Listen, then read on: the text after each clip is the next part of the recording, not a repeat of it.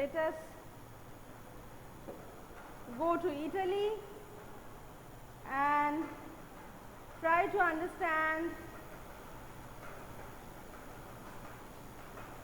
the Renaissance period, which changed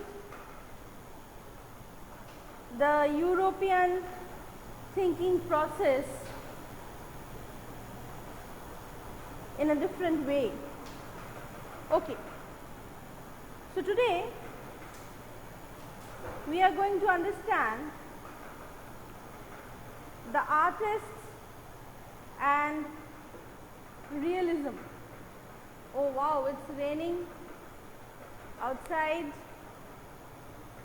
so it's a nice time to have a class with you all. Okay, so let's start. So what I was telling, that today's topic is artists and realism. What does that mean and what was the function of it? So as I told you last day about the humanist ideas, about the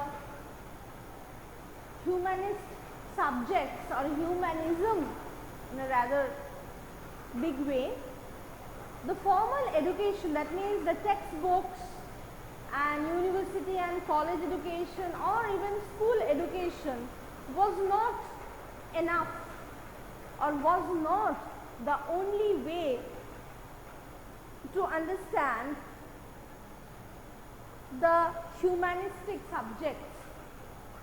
There were other subjects like art, architectures, paintings and everything, through which also the past could be understood, the past could be read and approached in a new way.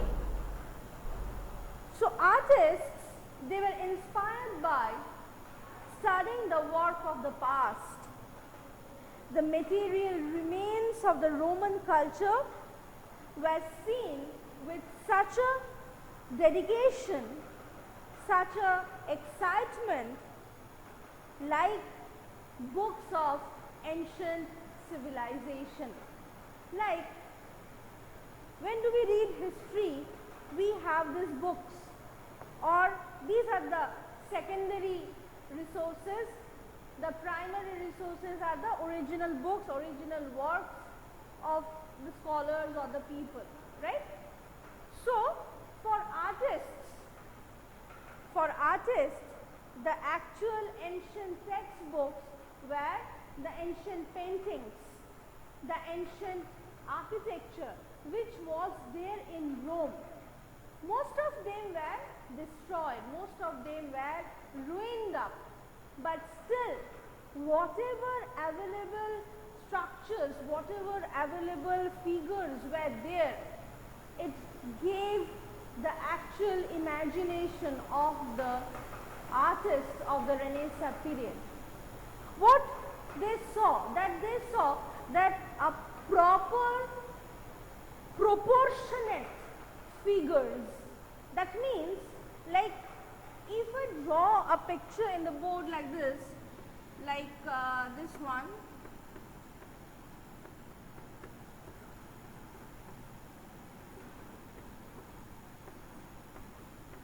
I cannot draw more than that. So if I draw something like this, it's more or less like a cartoon. It's more or less like a cartoon, or definitely it has a 2D dimension. 2 dimension. That's why it's called the 2D. But as you see me, I am having a 3-dimensional effect. I am a 3D, I am a human being. So if you want to portray me in this way, that will have been a different. Like my hand has 3 portions, like one starting from here to this part, then from here to this part, then from here to this part. There are certain proportion to it, there is a ratio to it. But in this image, there is no proportion, there is no ratio, there is nothing. It's abstract, right? So the artists, they saw that in ancient Roman structures, ancient Roman paintings, ancient Roman sculptures, the proportions were perfect. And not even that, like I am showing my hand like this, you can see my veins, you can see my fingers, there are creases, there are nails, everything you can see, right? So if you don't know this, you cannot paint a proportional 3D lifelike pictures or sculptures, which was the aim or which was the goal of Renaissance period. The artists, they wanted to paint lifelike pictures. They wanted to draw lifelike pictures. They wanted to make lifelike sculptures. Like in page number 158, in page number 158, you can see a painting of a folded hands. You can see all the veins, all the creases, all the gappings are perfect. It's like a real hand. We actually can't imagine that this is a painting or this is a photograph, right? So this was the tendency, or this was the try which the Renaissance artists, they wanted to do. And to do that, what was needed? The first thing was needed that they should know the anatomy.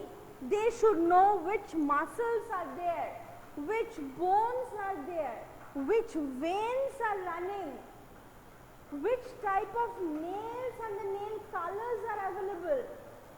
So for that, they need a proper knowledge of anatomy. That means medical science.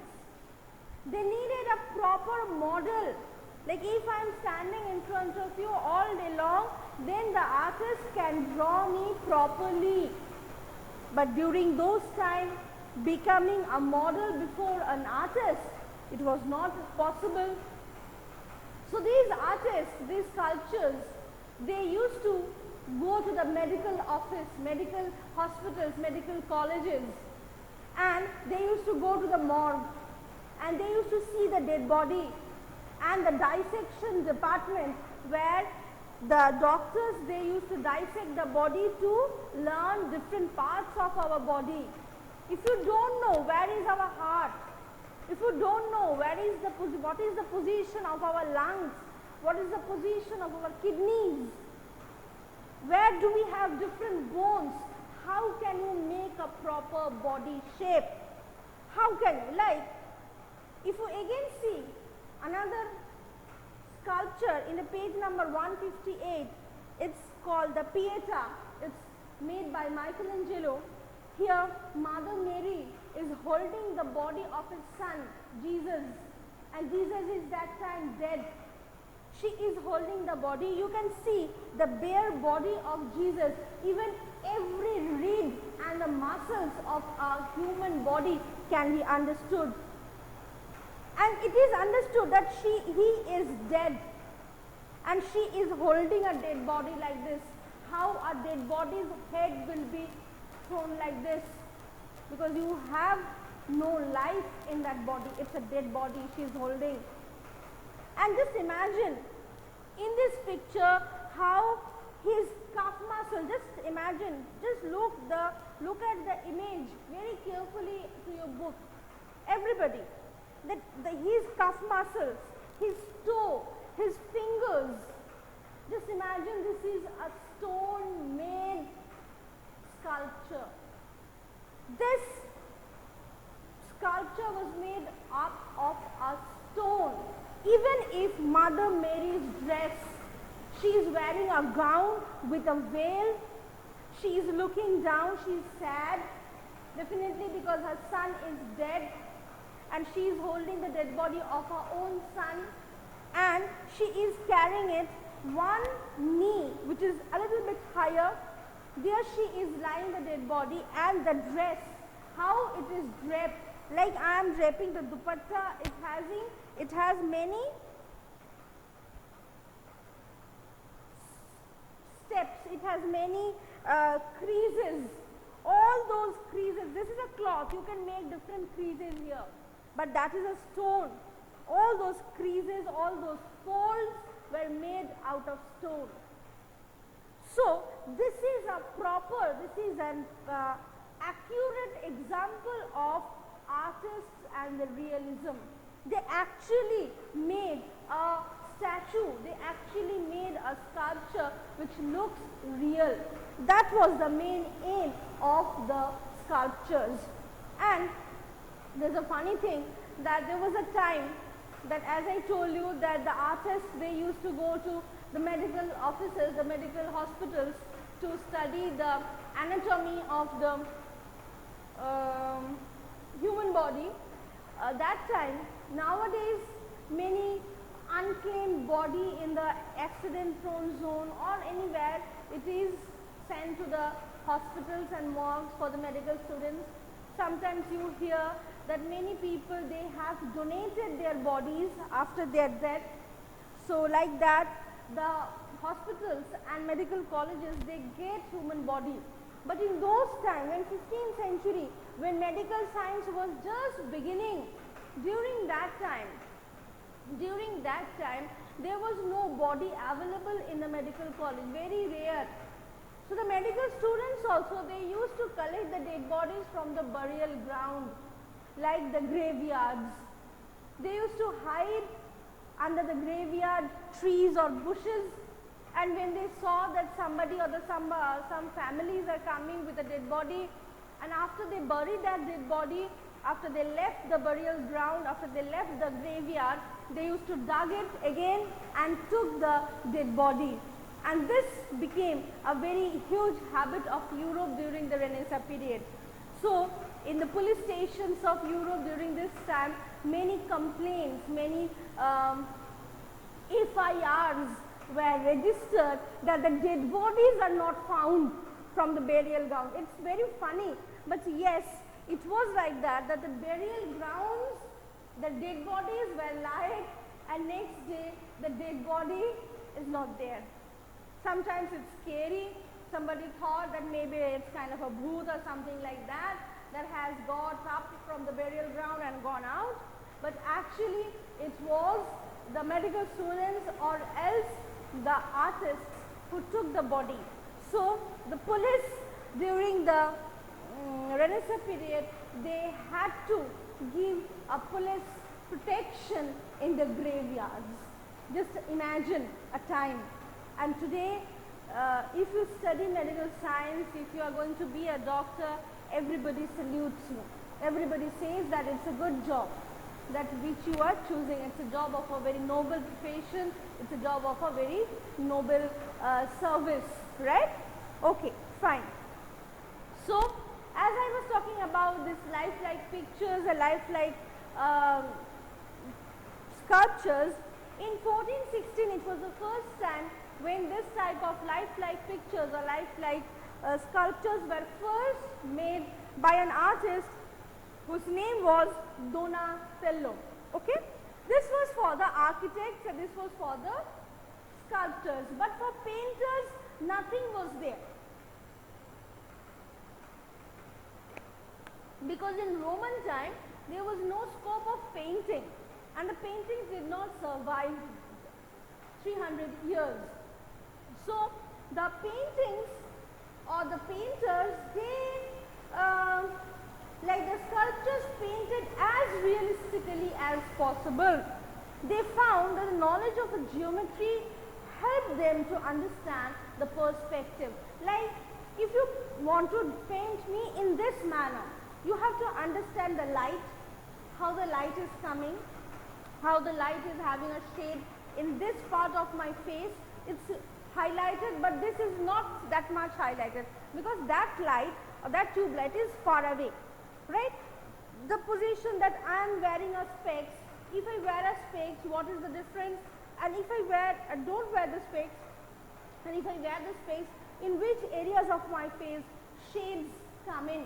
This type of knowledge can be given or can be acquired by either physics or by geometry. Okay, so that's their picture acquired a three-dimensional richness of color to painting them before, right? And the medium of color was used as oil. Oil painting was used.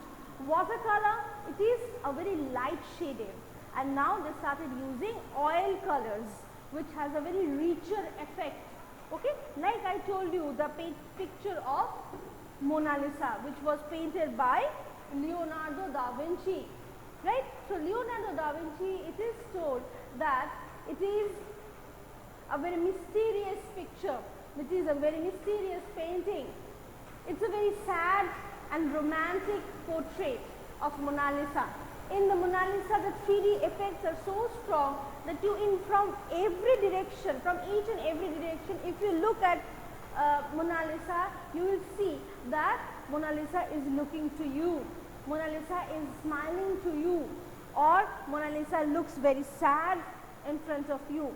That is the height of painting in a very 3D way. If you have, okay, I can give you the homework today again, that you just Google the images of Sistine Chapel. Sistine Chapel of Rome by Michelangelo. There also you will see the effects of 3D. Some objects or some human beings will seem that they are nearer, and some will seem which is at the back, which is like a original photograph. So that was the height of presentation, that was the height of paintings. Okay, so today we will stop here. Any questions? Any questions, any ideas you want to share? Okay, let me please rub this funny picture. Yes. Yes, Shomshubra is laughing. Okay, no ma'am, no doubts. Thank you Sanjivani for your feedback.